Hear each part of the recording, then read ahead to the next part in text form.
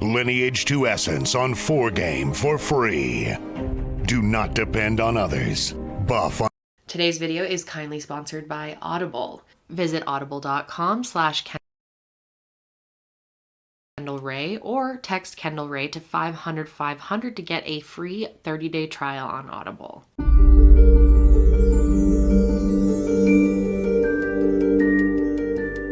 Hey guys, welcome back to my channel. So happy to have you here for another video today. And today we are going to be talking about Diane Downs. And this case is truly, I don't even have words. I really don't. I'm surprised that I haven't covered this on my channel yet. I've covered it on my podcast, but it's one of those cases that has always intrigued me, scared me, frustrated me, but also fascinated me, because Diane Downs is up there with some of the most bizarre people out there, some of the most genuinely evil people out there. I think she's right up there with Casey Anthony, Jodi Arias. She is rotten to the core. And I'm honestly surprised that more people don't talk about this case, that it's not more well known to the average person, because it is truly one of the craziest true crime stories out there. So if you haven't yet heard of Diane Downs, get ready, because this is going to be a wild one. Let's go ahead and get started. She was born on August 7th, 1955 in Phoenix, Arizona, to her parents Wellesley and Willadine Fredrickson. She had 3 younger siblings, and Diane grew up in a very conservative home, very strict home. They also moved around a lot for Wellesley's work. He ended up finally working in the post office, so they ended up settling in Phoenix when she was about 11, and eventually she attended Moon Valley High School. Up until high school, Diane was a pretty well-behaved kid. She was okay. But when she got into high school, she really started rebelling against her strict conservative parents. This mainly seems to be driven by a need to feel accepted by the popular crowd. She wasn't really feeling true acceptance and love at her house, so she really was seeking it elsewhere. At the age of 14, she started going by the name Diane. Also, around this time, she cut her hair really short, dyed it bleach blonde, and started dressing pretty edgy. She's trying to be more in style for the time. And Diane was described by a lot of people as boy crazy and was always looking for the next person to date. And this directly went against her parents' rules. She was not allowed to date, but she did it anyway. And eventually she started dating this 16-year-old boy who lived pretty close to her, and his name was Steve Downs. And of course, when her parents found out, they didn't approve of it at all, but that did not stop Diane. She really liked this guy, Steve. But after graduation, they went separate ways.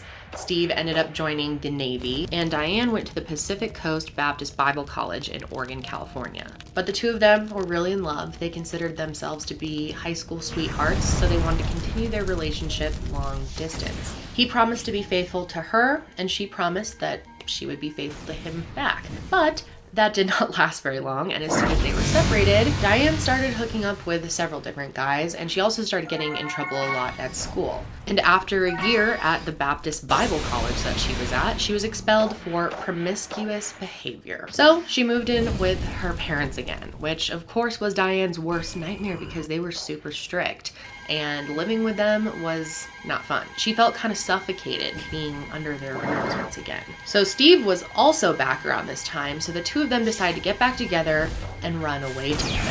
And they decided to go ahead and get married on November 13th, 1973. And it was a rocky marriage right from the start. It was built on a pretty bad foundation, previous cheating pretty much in a failed relationship. People who were around them said that they fought all the time, especially about finances and about the possibility of Diane cheating again. And every time they got in a big fight, Diane would run back to her parents' house. And to make matters, having a child in 1974. Her name was Christy Ann. And then just 6 months after Christy was born, Diane left her and went and joined the Navy. So Steve had to take care of their baby by himself. But luckily for Steve, this whole Navy thing didn't last long. Diane only made it through 3 weeks of training before coming home. And at the time, Diane said that she had to leave the Navy because of severe blisters. But later on in other interviews, she claimed that Steve was neglecting the baby and she had to go home and take care of her. So eventually they have another child in 1976. Their second child is named Cheryl Lynn. And after Cheryl was born, Steve decided to have a vasectomy. Shortly after this, Diane ended up getting pregnant again.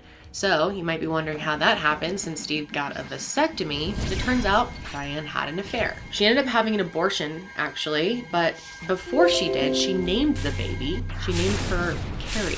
But they stayed together through this, and a few years later, they moved to Mesa, Arizona. Diane and Steve both got jobs working for a mobile home manufacturing company, and it wasn't long until Diane met some new coworkers and started having affairs with them. Eventually, Diane got pregnant once again, and this time she decided to go through with the pregnancy, and she gave birth to a baby boy in 1979, and his name was Stephen Daniel. Now, Diane was one of those people who would use pregnancy to get what she wanted from them. She became a mom for all the wrong reasons. She did not actually care about being a mom whatsoever. It was a way to manipulate situations. And even though Diane was still sleeping with other men and had cheated on him many times, Steve continued to stay with her, mainly for the sake of their kids, he said. He even knew that Danny wasn't his kid, but he wanted to be a father figure to him. But this did not last, and they ended up getting divorced in 1980. For the next couple of years after that, Diane continued to hook up with several different men, both single and married men. And sometimes Diane would even move in with these guys for a short amount of time, which was really weird. She was constantly between places. So obviously it was a very unstable situation for her kids. Of course, after Steve finally left her, Diane felt an increased pressure to take care of her kids, to provide for them. And pregnancy seemed to be something she was good at. She was good at getting pregnant and having babies, so she decided to become a surrogate. And of course, you can't just become a surrogate, thankfully. You do have to pass some tests, pass some evaluations. Diane ended up failing 2 of the psychiatric exams. One actually noted that she was psychotic, but she was still accepted as a surrogate, which is very concerning. In 1982, she gave birth to a little girl named Jennifer and was paid $10,000 for that. After that, she felt like she really wanted to jump into the surrogate industry a little more and start her own surrogacy clinic. But that failed before it even got off the ground. So, meanwhile, she was dating a coworker who was named Robert Nickenbacker. He also went by Nick, and she said that he was the love of her life. Now, this guy Nick was married, but he was separated from his wife at the time. So the two of them had a relationship going, but he said that the relationship would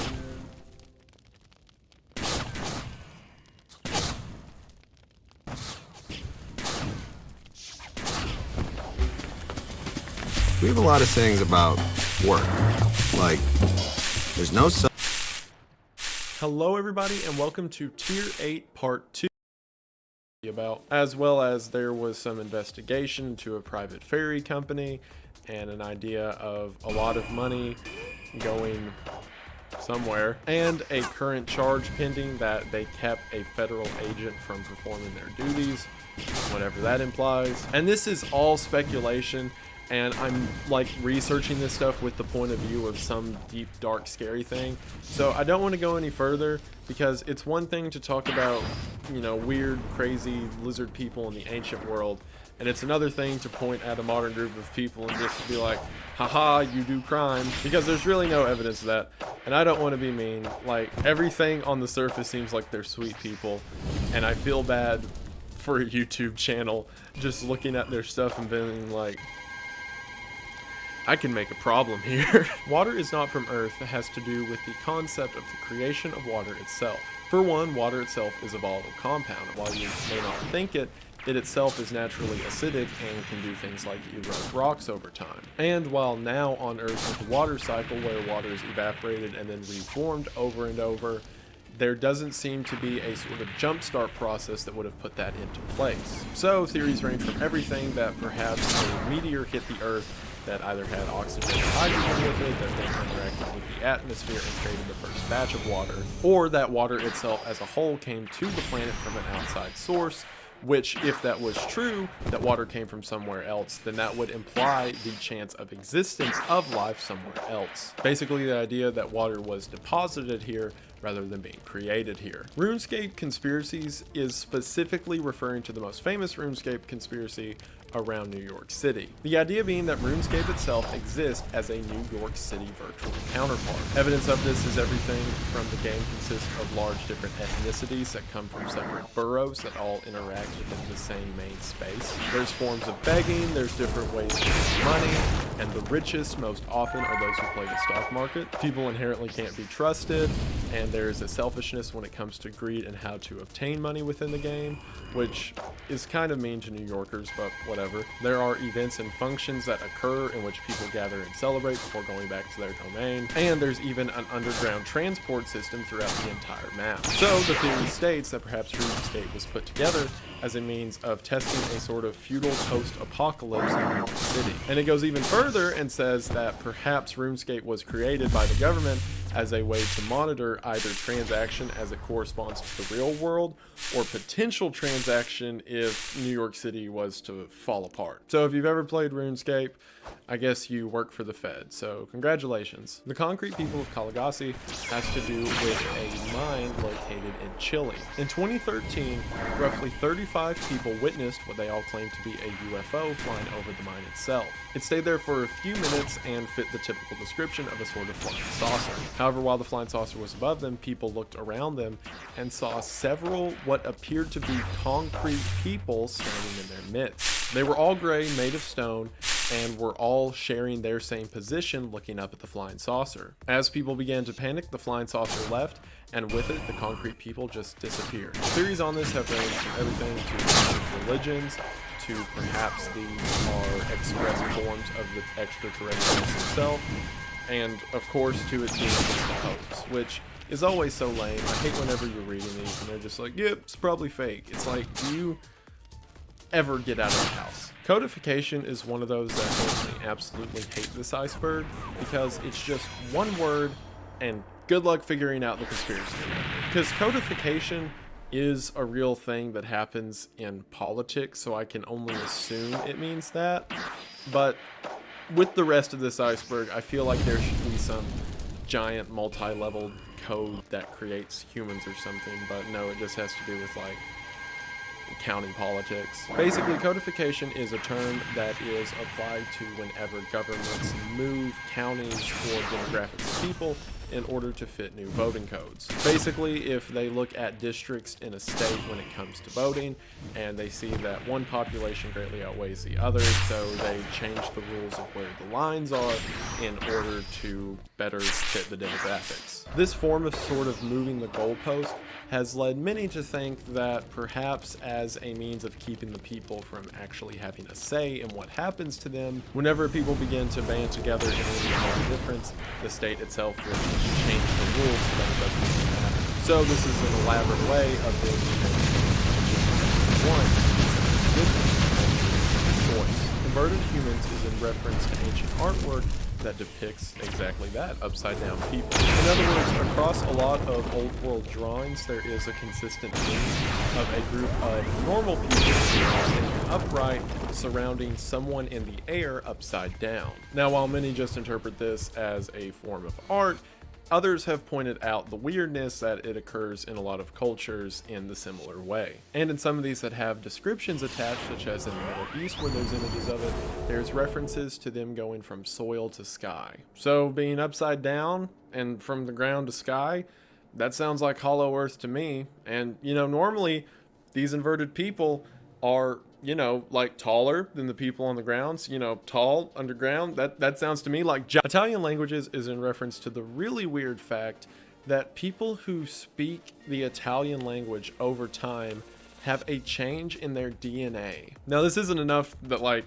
a human can transform their physiology from just speaking Italian, but it is enough that through DNA testing there is a difference seen before and after someone moves to Italy. And while the specific experiments and the greatest results have been seen from the Italian language, this has been found in certain instances around other languages too. This goes back to the idea that languages themselves have a sacred meaning, and that some languages have the power to induce life in different forms. This is a big reason that ancient spells and things like that are said to be done in Latin or other old languages, because the language itself has a hidden biological power. So in other words, words spoken in certain language can induce a literal soulful or life energy that another language could not. Saint Alvin's Creations is in reference to the video game developer Saint, and specifically his most popular creation of Schnell online. You can find footage of Schnell itself on YouTube, but it's a sort of weird multiplayer game. Several have compared it to Second Life in the way that it's a bunch of characters together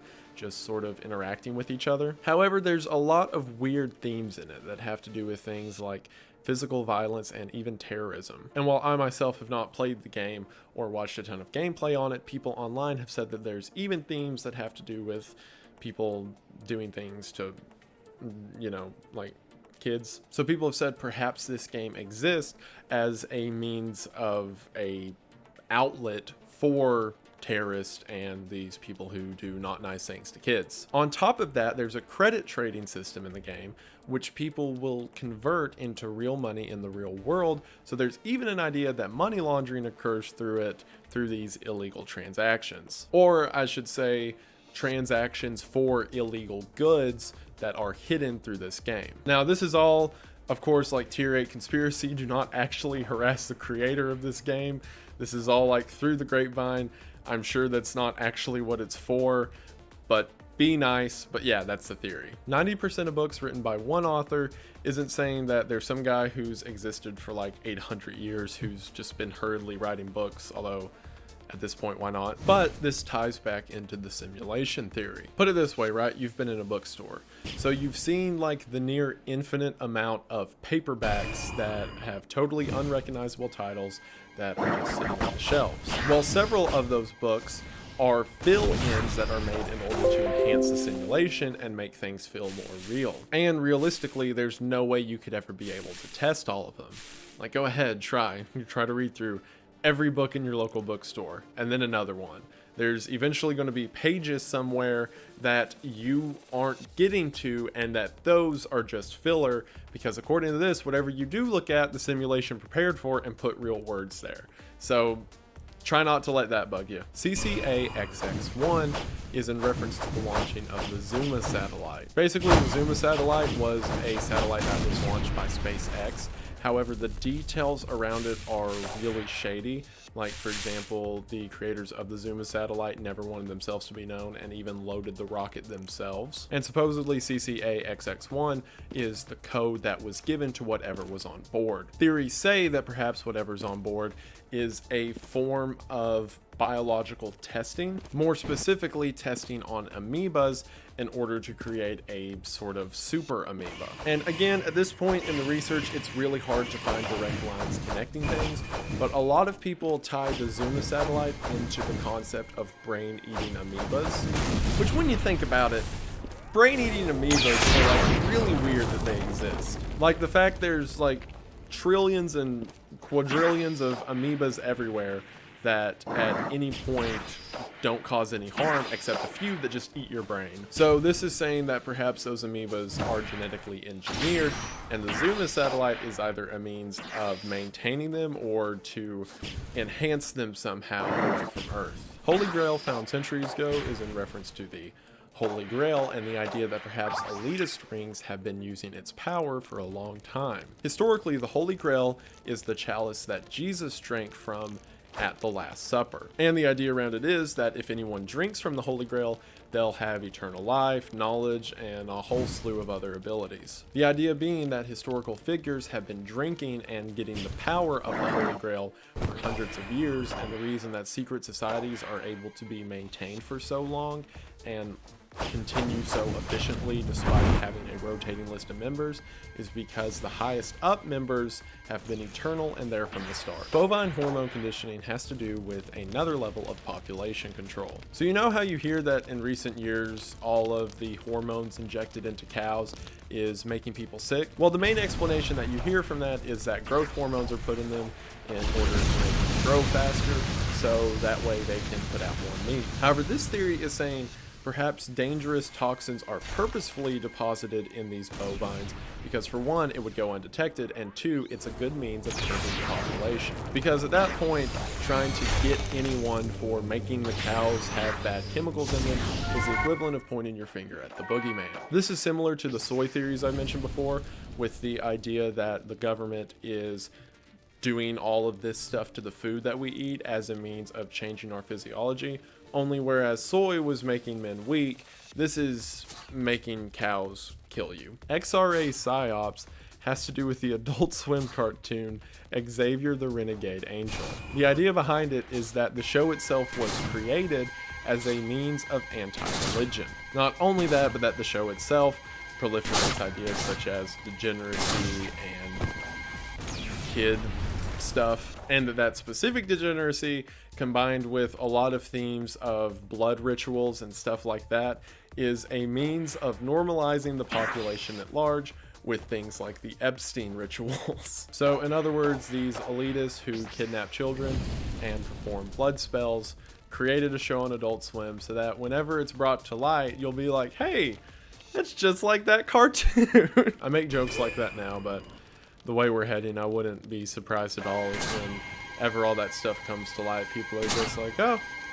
okay. Bug chasing is a real thing that is awful. So bug chasing is a thing that happens in online crowds where people want to both contract and give STDs to as many unknowing people as possible. This is most often done with things like HIV, which they refer to as the gift, and several people in these online communities take on roles as the hunters and prey, with some people even trying to collect as many STDs as possible within their body. While a lot of it is consensual, or basically they want to have the disease put into them, several are serial killers in everything but name and just try to give it to as many people as possible, which is absolutely evil and disgusting and horrible. And I read stuff like that, and then I think back to like the Epstein people making a TV show in order to make themselves more okay, and I'm like,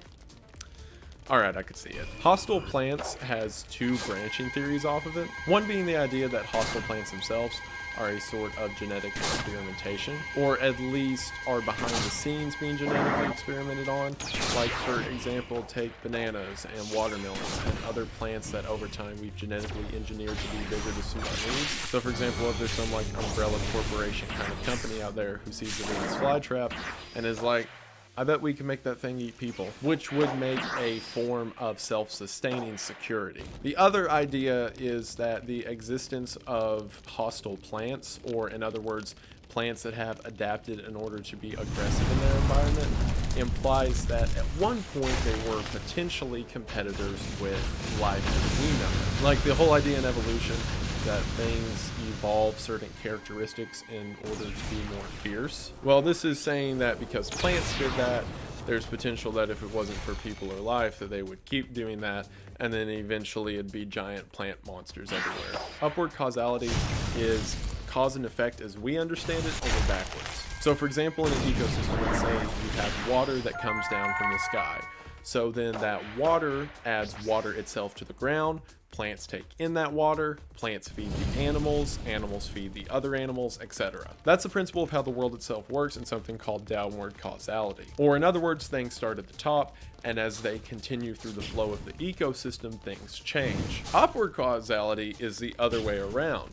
So the animal that needs to eat another animal makes that other animal have the desire to eat food, which makes the food have the desire to take in water, which makes the sky produce more water. While this is a real backward thought of how things work, it does tie in well to things like simulation theory. So for example, you as the person need to intake food, so the system itself puts more food into it, which means it has to supply water for the food and blah blah blah. What it basically comes down to is the idea that the most affected in a society are actually creating the effect itself. So rather than being beings that inhabit a biosphere, you yourself are the creator that changes the biosphere around you. It's really like confusing and out there and weird ideas, but This is tier 8. What did you expect? Lithuanian poems has to do with Lithuanian poems that were discovered in the early 1900s that seemed to correctly predict events that would happen in the future.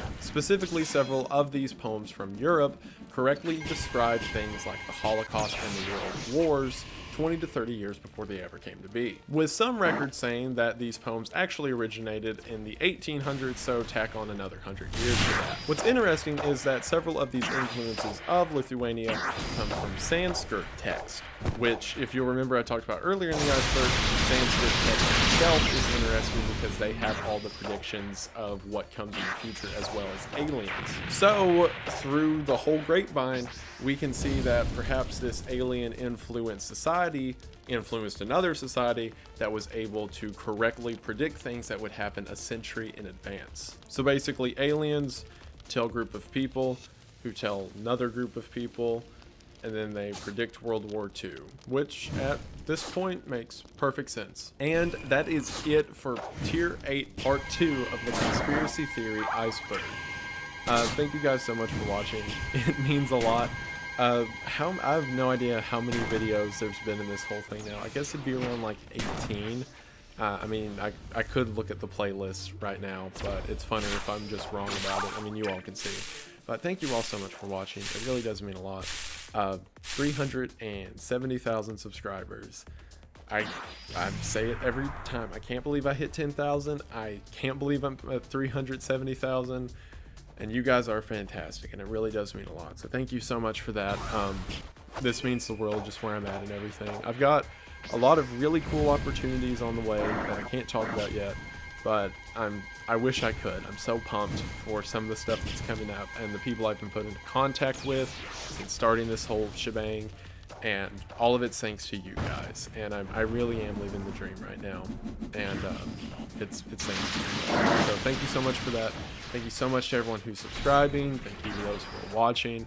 Thank you so much to my patrons. Thank you to my top tier patrons here. You guys are the most fantastic. With just the continued support, I can't believe it. So thank you all so much. It really means a lot. One last mention, this dude, he's got a few hours left on him. If you want him, get him, and then he'll be gone forever. But I appreciate you all getting in on that, and it really does mean a lot. So thank you all so much for watching. I'm going to continue to crank out the videos. Live stream this Sunday for the charity event, and like I said, there will be more specifics as they come up. I'll post something in my community tab at least, and follow me on Twitter. It's just at Wendigoon and then the number 8 at Wendigoon8 for more details on that. But stay tuned for that if you're interested, and I believe that should be everything. Thank you all so much for watching. I hope you enjoyed, and I will see you in the next one. Bye!